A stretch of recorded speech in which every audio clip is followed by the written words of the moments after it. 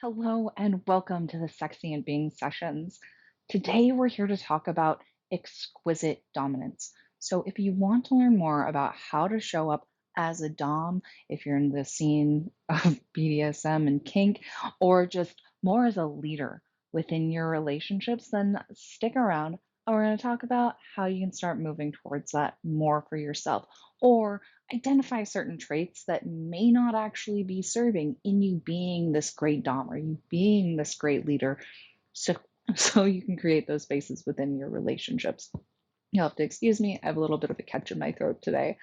I am Alix Pruett, a certified sex, love, and relationship coach with a BDSM and kink focus. I work with men, women, and couples plus who want to transform their old patterns, pains, and beliefs so they can create thriving relationships that are deeply connected, playful, and fulfilling within themselves and with others. So, for today's calls, we're going over this idea of exquisite dominance.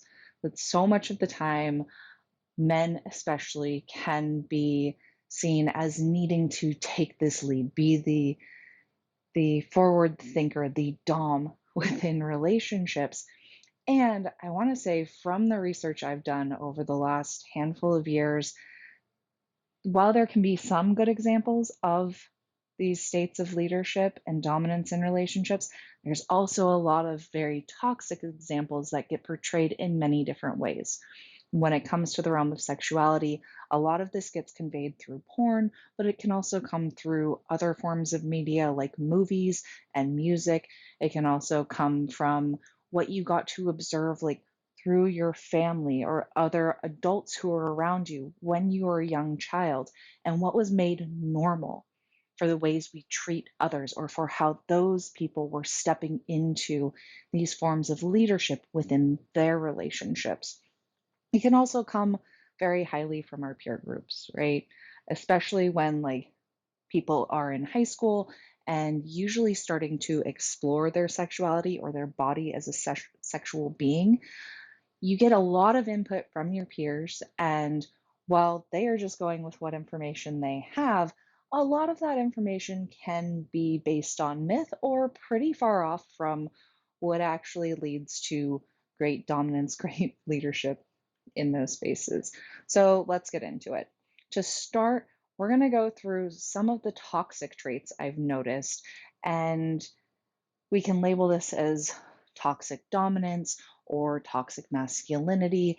Masculinity not necessarily meaning male or female, but just that space of leadership. Looking at the masculine as more of this aspect of yin and yang, where the masculine is the part that is taking action, it's moving forward, it's making decisive decisions, versus the feminine, which can be seen as more relaxed, more in flow, more in the creative spaces.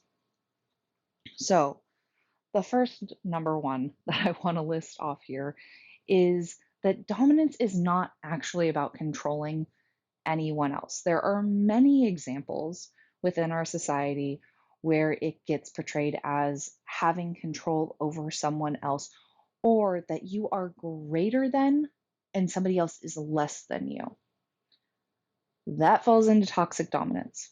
Number two, for toxic dominance traits, is this belief that a dominant gets a lot of pussy or has a lot of sex. While that can be true, it's not always true, and we're going to discuss that a little bit further. Number three, being dominant means that you aren't told no, or that you need to pressure, coerce, or repeatedly ask for what you want or desire, even though you're getting a no from another person. Let's see, that was number three. So, number four is that a dominant is very stoic, almost emotionless in a sense. Again, we're going to dive a little bit further into that one, but it comes along with that idea that real men don't cry, suck it up, be a man, and that in some way your emotions are a weakness, or showing your emotions, being in connection with your emotions is some form of weakness. Number 5, that is about boasting about your accomplishments to show others how valuable you are. Number 6, that being dominant means that you can do it all yourself. And number 7, that a great dom is just doing things to make other people happy, or they take actions that are just there for their own pleasure and enjoyment. All right, so let's talk a little bit about a couple of these, and then we're going to move into more of a defined list that talks about the qualities of a dominant from a place of being more in balance within yourself versus falling into these toxic traits. So that first one being that anyone is greater or lesser than you, or that you have control over anyone else. The truth is, the only thing any of us actually have control over is ourselves. And we can feign this control, or we can have a submissive who we tell what we want, and they will do that thing.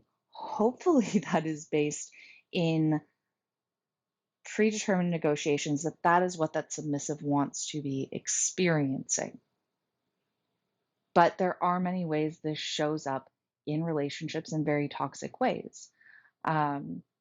This idea that we need to express or communicate the things we desire, the things we want, the things we need, can come across as us seeing that they can only happen in very specific ways or from a very specific person. And that's not always going to be the case. And to me, this especially falls through when we get into the world of monogamous relationships, because you have two separate people coming together to make one relationship in this instance. And we're keeping this as simple as possible. And the easiest example of that is monogamy for this case. But in that, you have two completely separate individuals who are whole in themselves, who have their own boundaries, who have their own needs, their own wants, their own desires. And sometimes in that space of monogamy, one person can really want or desire something, and the other person just isn't capable of providing that. Now, what can happen when this turns into more of a toxic dynamic is the person who wants or needs or has a desire for the thing, they start pressuring the other person to fulfill that when that was a no for the other person. I am very consent based in my relationships, and that comes down to romantic relationships, to work relationships, to friendships, to family dynamics. And for me, allowing another person their own choice versus being a demand or something they have to fulfill for me is really that place of leadership. Because me asking somebody else to fulfill something for me is a form of delegation. And delegation is key. But if I'm asking somebody who isn't capable of fulfilling that to do this thing, then I'm looking to the wrong place. All right, the second one we're going to dive a little bit more into is that dominants get a lot of pussy or have a lot of sexual partners. And this can be true. Somebody who is authentically in their confidence can be incredibly magnetic, incredibly sexy, and like they're not in that to only attract other people. They are in that because it is something they embody on a regular basis. They are confident within themselves in making decisive choices for what they want to do, what they want to achieve, and in being willing to fail at times or get told no and then realign, reorient. And from this place, like good boundaries, in my opinion, like when I've been looking at this for 6, 7 years now, as far as relationship dynamics, good boundaries are one of the sexiest things somebody can provide. And when I'm saying good boundaries, I mean that somebody doesn't have weak boundaries, which means they're constantly saying yes. because they're just wanting somebody else to be happy. It is genuinely a yes for them as well when they're giving a yes. And on the opposite side of that, you can get people who have very rigid boundaries where there's almost like a hard edge or defensiveness when their no needs to come up. Side note, you can also get both in the same person. Um, but it doesn't seem like an easy no when they do come to the point of saying no. And there can almost be a flare in the system that comes up when they're needing to say no to something, or they don't know how to manage that space when they are getting resistance from other people, when those other people are pushing and continuing to ask or coerce. Um, so, good boundaries are a very big part of being in this dominance and confidence energy. Um, the thing is, with these people, like with confident DOMs, with exquisite domination, they may have the opportunity for a lot of different sexual partners. It does not mean that they are actually having sex with these other people. Because one thing that an exquisite Dom is really going to value is their time, their energy, and their resources. And so they're actually pretty selective about the people they will invest that space into, especially when it is a higher investment in building a relationship, because their time is valuable to them, their energy is valuable to them, their resources are valuable to them. It doesn't mean that they're not giving in ways, but it also means that they're not just going to dump that in 1,000 different people, right? It means that they're going to be selective about the people that they allow close in with them and as those spaces of connection and sharing deeper levels of intimacy. All right. The next one is that being a Dom means you aren't told no. Everybody gets told no at some point in time.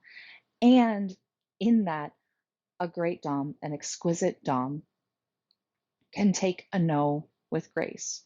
They know that it's not something personal to them, or if it is, that's an opportunity for them to potentially learn a way that their behavior or what they're wanting needs a shift, or maybe they could ask in a different way. So when they receive a no, either it means that they can get curious about why it's a no, and they're not using this curiosity as a way to coerce or pressure or negate what the other person is feeling or experiencing. They're genuinely wanting to find acceptance and understanding, or a way to work with this other person so that they can both have more of what they want. The next one, a dominant, is very stoic in their emotions. A dominant can be very stoic in their emotions, and they also know how to be vulnerable. They know how to connect with their emotions. They know how to listen to their emotions. Um, there's a lot, especially for men, but I know women also get the messaging around crying as a weakness. Certain emotions are a weakness. There can also be, at least in my experience, where anger is something that is deeply unsafe for people. I was actually a person who very rarely allowed myself to connect to my feelings of anger, and I devalued them when they were actually there to give me a very important message, usually that I was being asked to take on too much responsibility, or that somebody was pushing up against things that were my boundaries that I didn't even necessarily recognize were my boundaries. I had very weak boundaries for a very long time. I have no problem admitting that. I have done extensive work on them, and it is still something I continue to work on throughout my life. But the point is, there is value that comes from our emotions. Our emotions are an immense strength And at times, like when we allow ourselves to be completely overwhelmed and consumed by our emotions, then it can also be a weakness. But being disconnected from our emotions is also a weakness. It's kind of like going back to the piece of boundaries, where there could be a weakness or rigidity in that space. And sometimes you get both within a single person. And that is also really common. Um, where this can show up as both is, let's say, Tom doesn't cry when he's feeling sad. And all of a sudden, he's had several instances close together where sadness is getting triggered in his system. And then it comes to a point, there's just this one more like cherry on top of the sundae for things that reflect sadness in his life, and it's too much of an overwhelm. It's kind of like a pressure cooker in his system. And now what would have been a smaller instance of connecting to sadness, allowing himself to cry, comes out as just this big flood of sadness, or this big flood of tears that feels like it's never going to stop, is completely overwhelming his system. And honestly, it probably would have been a lot easier to be with and show up for if he'd been able to recognize it at the lower levels and let himself move with those waves of emotions. And now it's all kind of compiled into one, and it can seem convoluted and almost like an over expression or dramatic expression of the emotion, because there was so much piled behind it. And again, it comes back to this idea of there's like weakness or rigidity or over tightening, whatever you want to consider it, but it's not finding the balance in the middle between emotions. And an exquisite dom is able to hold that space for themselves, because depending on what sort of play they want to go in into in the realm of BDSM and kink, they're likely to touch in with those emotions in other people. And when you're not balanced with those emotions in yourself, it can feel incredibly overwhelming or disconnecting when another person is expressing those in front of you, because you don't know how to be with it. And so it's just one of those spaces where, like, if you can come into emotional awareness for yourself as a dom, and I am saying this piece again, there's a lot of narratives for men specifically, um, that have taught them that emotions are not okay. Like, we want to move away from that. Know that your emotions carry a lot of wisdom and a lot of information for you.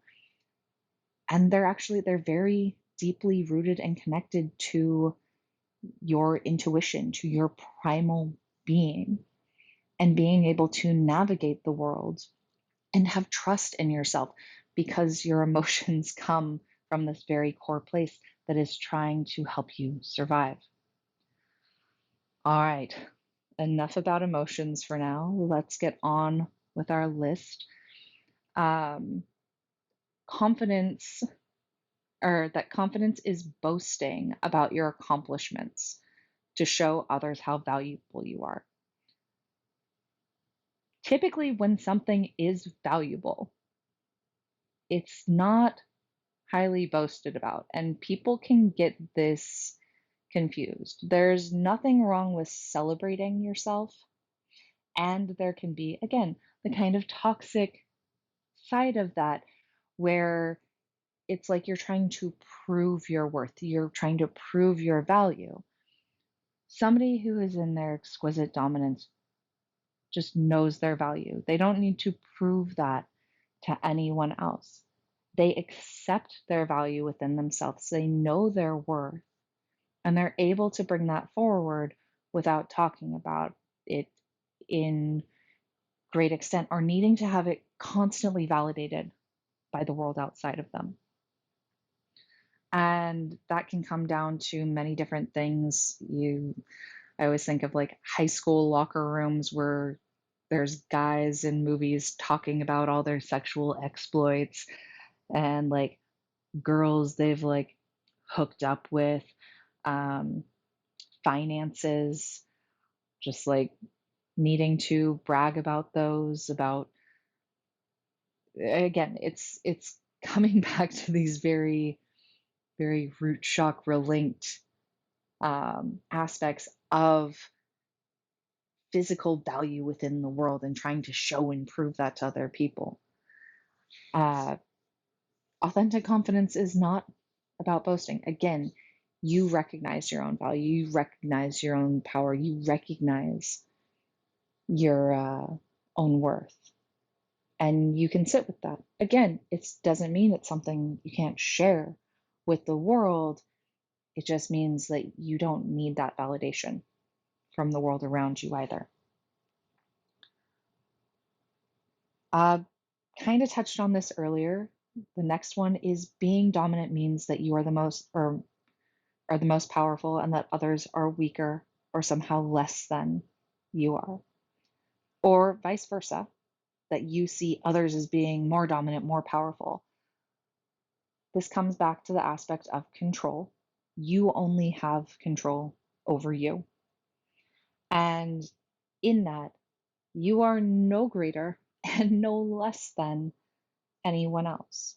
You can end up comparing yourself to many other people, which is a normal human trait and something we all do, but it can be highly related to our inner critic rather than taking it from a place of, oh, this person's doing something really cool. I'd like to do something along those lines, and then using it as a point of inspiration rather than like actually seeing yourself as something less than. In that space of the duality of greater than and less than for how we're valuing ourselves or valuing someone else, it we can create a lot of competition around that, and kind of unhealthy competition to where we're then berating ourselves or like kind of being a sore winner. We're trying to rub it in other people's faces. And I'm saying these things as examples because I've one either done them or I have observed it in the world around me.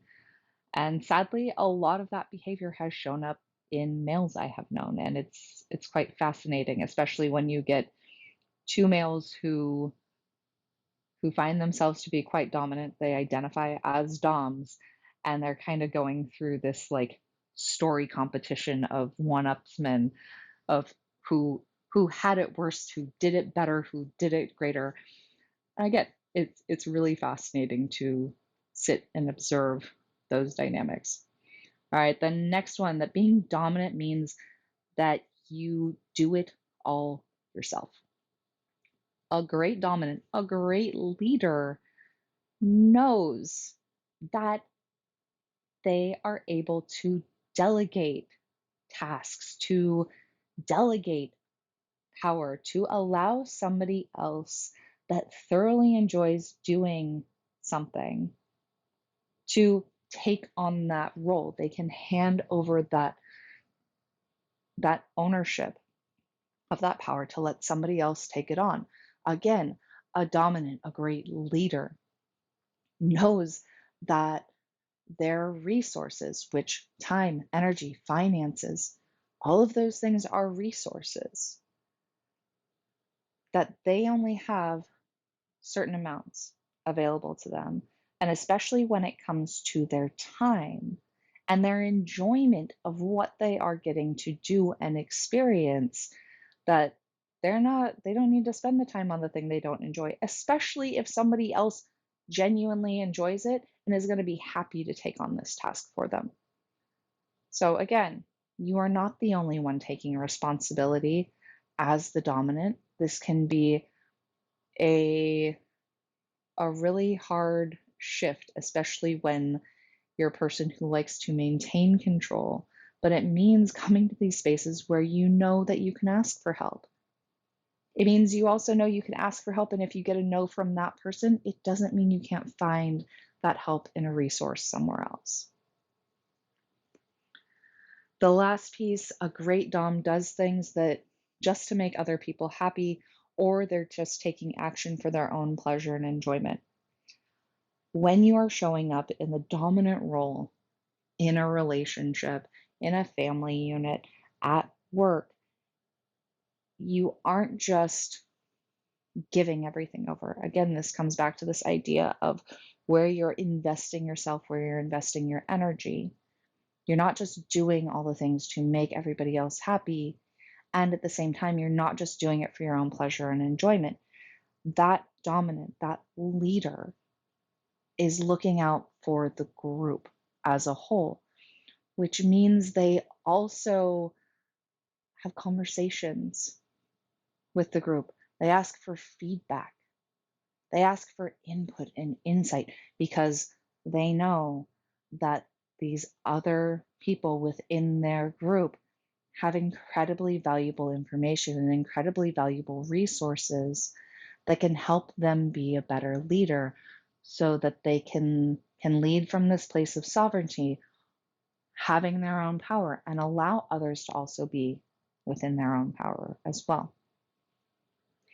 So again, these are more of the toxic traits and a little bit of the inverse. Now we're going to go through the list of what I have found, like through looking into human behavior, psychology, communication, leadership, and sexuality, what leads to these spaces of being an exquisite dom, right? In being in this exquisite domination of how you're leading people. It is great to know the red flags, but what are the green flags to tell you good job, right? To tell you you're moving towards this path of being a great dominant, exquisite dominant. From the program I have, the sovereign dom. Uh, a great dom gives invitations for others to follow them, not commands or demands. A great dom may have many potential partners, but they're selective about the quality of their partners and who they invest their time, energy, and resources in. A great dom knows how to take a no. They don't take a no as a personal attack and instead can get deeply curious about what's coming up for the other person in saying no if they desire to come to a place of compromise or trying to work with the other person in the relationship. The other caveat here is if a relationship just isn't working, it's it's not a space where they can get their needs, desires met, wants met. They also know when it's time to step away. A great dominant knows how to be with their emotions, the good, the bad, the light, and the shadow. They can be vulnerable, and their emotions and ability to be vulnerable is an immense strength, not a weakness at all. This allows them to connect more deeply with those around them so they can create spaces of true empathy, acceptance, understanding, and even love for what they have coming up themselves or what may arise in a partner. This is a huge one that gets so deeply ingrained. It is actually one of the first patterns I noticed in myself was shutting down the emotions. And when I allowed myself to finally start connecting with them, it was like going from an old black and white tube set and now stepping into this like LED 4000K, like highest definition TV possible. Like it felt and looked weird. It was not something I was used to because I had disconnected from them for so long. And in that, like being in that space, I realized I had also been missing out on so much of the depth and color and vibrancy that was life by keeping myself in that old black and white tube set unconsciously for as long as I did. A great Dom is confident. Again, they don't boast about their accomplishment. Can take credit for their work and accept gratitude, but they let others see through their actions, not just their words. So they don't just talk about all the great things they do and all the great things they have, they take action. Again, great non-doms know how to delegate. They know they can't do it all themselves. They find others who are well suited and even take pleasure in the tasks for things they don't enjoy doing themselves. And they give others the space to complete these tasks without micromanaging over them. They're capable of trusting others to take their own responsibility. A great Dom knows that there are no more or less, or that they are no more or less powerful than anyone else. And again, we talked about this one a little bit more in depth, so I'm not going to go into the whole thing. And lastly, a great Dom is wonderful with boundaries. They respect their own boundaries and know when to say no. They also respect the boundaries of others and know that those boundaries are more about the person setting them than it is about the Dom themselves. They're able to be in that space and not take it personally. Now, one of the reasons I find it so incredibly important to talk about these spaces is, again, like I see men in particular, I've also seen it from women, trying to reach out and create connections, to build relationships.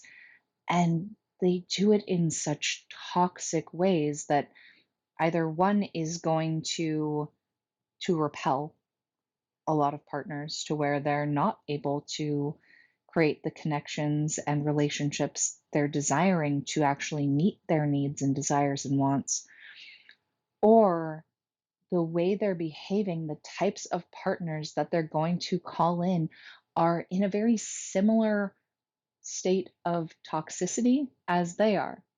And then when they come together, it can create this beautiful toxic soup of a relationship. And then a lot of the time, the toxic traits each one of those people holds feed off of one another. And the relationship will end. One or both partners will just blame the other person. And it can also lead to further abuses within the relationship, which altogether I would like to help avoid in dynamics, because I don't think any of us need any more abuse. Life can already be hard enough, but it's very interesting to watch, and especially when it comes down to the kink and BDSM community. I've spent years now on FetLife, and as a female, it's you generally get reached out to by a good amount of men looking for hookups, looking for play partners, using it as a dating site. I personally don't view FetLife as a dating site. I view it more of like Facebook for the kink and BDSM community. Um, but it's interesting because I'll get men even on their first contact with me, like telling me I need to submit to them because they're dominant. And a part of me kind of giggles and laughs, and it's like, really? Because that's not so. Um, but at the same time, there's a part of me where my heart kind of breaks a little bit because on some level can see past the veil, past the mask. And I think most of us on some very deep level want to feel connected with others, want to feel important, to feel wanted, to feel desired, um, to feel powerful. And in these instances, a lot of the time, it can come out in very toxic ways. Again, because it was modeled in toxic ways. And again, society, families, peers, media. And it's just been calling for a shift for so long, especially with all the women's movements, right? That's for a long time, whether we like it or not. We have lived in a patriarchy where men were seen as being on some level higher than women, as some level greater than women, and that women were there to serve or please men, to nurture men. And as much as we may not like to admit this, like there is some amount of conditioning that all of us fall into because this is what was modeled as normal. And again, through media, through relationships with peers, family, friends, our religious groups. And it's absolutely fascinating that it kind of gets refuted so much of the time. But with these women's movements, women aren't relying on stepping into their own power or stepping into power by taking power away from men. What I've seen of this space is that women are just stepping into their own power. They're realizing, oh, wait, I can do all the things. I'm just as capable as men are. And I can actually excel like crazy. And it's definitely one of the spaces I moved through myself, not necessarily it being directed at any sort of feminist movement, but I've had jobs in my life where there was maintenance or mechanical or electrical work that needed to be done on equipment. And the guys who had been taking care of all that stuff kind of like dwindled out of this department I worked in. And I was asking them for their help. I wasn't getting it. And so I took it upon myself to teach myself how to do maintenance on these machines. And electrical work scares the crap out of me. It still is my least favorite thing to work on. But in these instances, I learned what I needed to for safety protocols with those machines in particular. And I kind of blew my own mind in how mechanically inclined I was because I didn't think I was mechanically inclined before that. I had gotten a lot of, again, modeling from the world around me that men were just better at those sorts of things. I mean, you look at jobs, a lot of the time, men are the ones in heavy labor jobs or working on vehicles, doing welding. Like I've met more and more women over time who are going into those fields, and at the same time, they are predominantly uh, male oriented for the people who choose to go into those realms. But again, I surprised myself because I didn't think that I had those skill sets on a very unconscious level because I was a woman. And the same goes in the inverse for the things that women are just better at or that women can do that men can't do. One, like being with emotions. Um, and I'm not saying that there aren't women who don't get the messaging that our emotions are a weakness. And in fact, I will say, as a female, I very much so got that messaging. And at the same time, there's still more messaging that men get around that space. I even came across a Reddit post not too long ago where somebody was inquiring about having tears come up and crying a lot when they're meditating. And somebody else responded, well, men aren't allowed to cry. And I commented to that with my little bit of sass and was just like, that sounds like a hardcore belief system to me. And this person went on to explain that it's not their belief system. And it is something that gets passed down societally and especially to the generation this man lived in, right? And was raised in. And I agreed because it is true. It is a narrative, it is a belief system that has been passed down. Like men aren't any less capable of having emotions, of connecting with emotions. We are human beings whether we are male or female, we may have different levels of hormones that course through our systems, or if there's like something genetically going on to where for some reason the production of, let's say, estrogen is shut off in your system, then like that's an outlier. But for the most part, like we all have some amounts of all the same hormones coursing through our bodies and just in slightly different levels. With that, our bodies are all made up of the same parts, just in slightly different forms or slightly different shapes. That's the vaginal canal. A lot of that is made up of the same erectile tissue as the penis. Um, Same with the clitoris being very associated with the glands and head of the cock. They're, again, very similar. They're similar tissues. They are the same tissues, just in slightly different forms and configurations. It doesn't make any of them more or less valuable or us more or less capable in certain ways.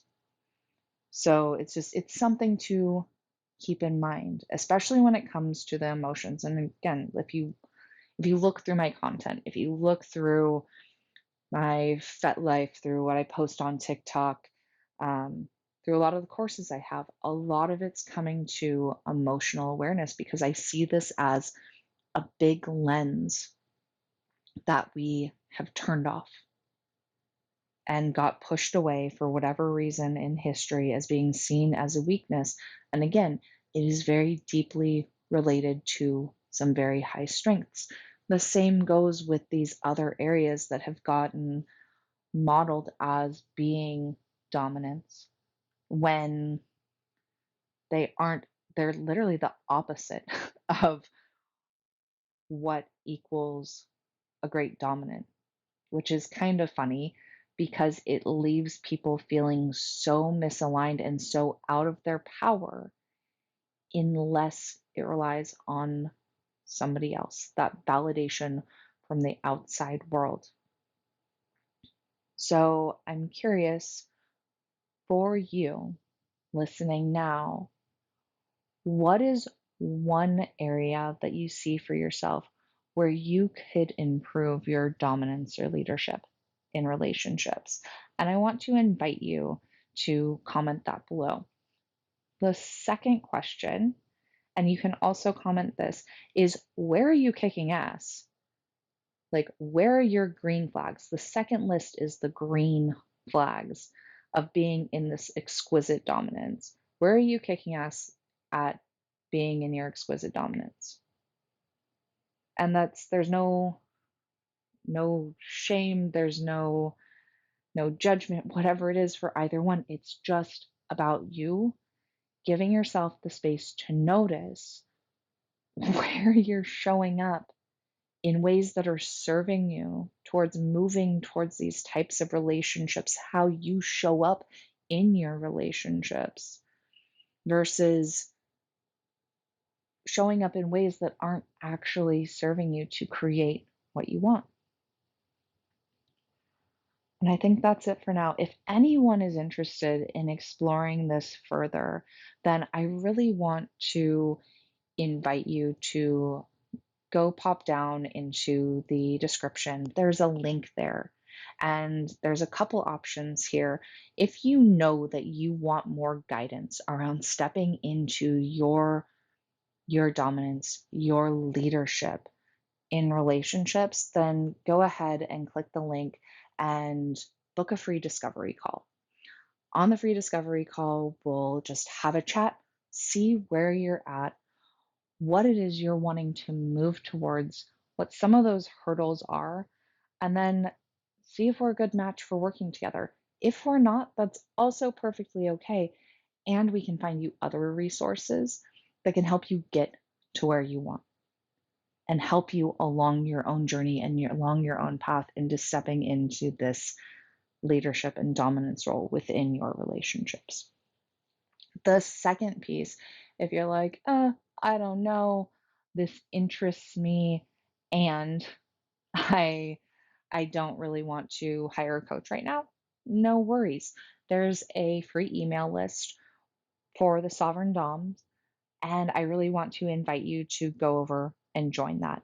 There is some amazing articles that I've put together, and you will be emailed those, I think, once a week.